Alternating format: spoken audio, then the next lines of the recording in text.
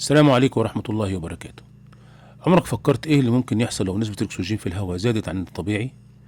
احنا دلوقتي بنتنفس أكسجين حوالي 21%، لكن لو النسبة دي طلعت ل25 أو حتى 30%، النتيجة هتكون كوارث هتغير شكل الحياة على الأرض بالكامل.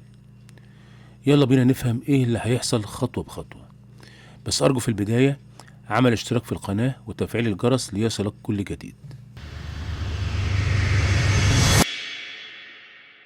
الأكسجين هو العنصر الأساسي لأي حريق.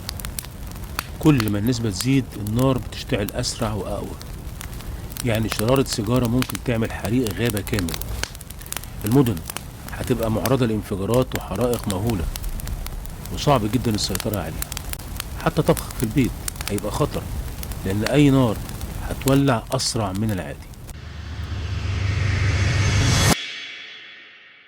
تفتكر زيادة الأكسجين هتكون مفيدة لصحتنا؟ لا، بالعكس. زيادة الأكسجين ممكن تسبب تسمم أكسجيني، وأعراضه بتبقى صداع، دوخة، مشاكل في الرئة، وتلف في أنسجة المخ لو التعرض ده كان لفترة طويلة. الأطفال والرضع بالذات هيكونوا في خطر أكبر. الأكسجين بيتفاعل مع المعادن والأنسجة، يعني لو النسبة زادت الصدأ هيظهر أسرع، والمعادن هتتاكل بسرعة. حتى جسمنا هيعجز أسرع بسبب زيادة الأكسدة في الخلايا. النباتات والكائنات الدقيقة متعودة على نسبة 21%. لو النسبة دي اتغيرت، أنواع كتيرة ممكن تموت والسلسلة الغذائية كلها تتلخبط.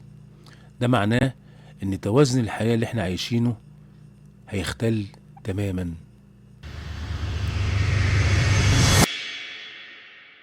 الغريب إن ده حصل قبل كده.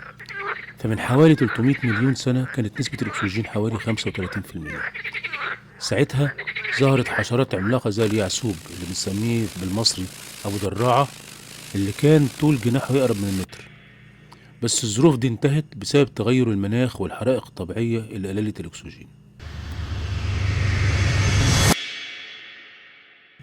الخلاصة، زيادة الأكسجين مش معناه حياة أنظف أو صحة أحسن. ده معناه عالم مولع، كائنات بتموت وبشر في خطر. النسبة اللي احنا عايشين عليها دلوقتي هي توازن مثالي للحياة، ودي حكمة ربنا سبحانه وتعالى عشان تحافظ على الأرض بالشكل اللي نعرفه. وفي الآخر، لو عجبك الفيديو ما تنساش تعمل لايك واشتراك في القناة وتفعيل الجرس، وقولنا في التعليقات ايه تاني ممكن تتوقع يحدث لو الأكسجين نسبته زادت عن الطبيعي. السلام عليكم.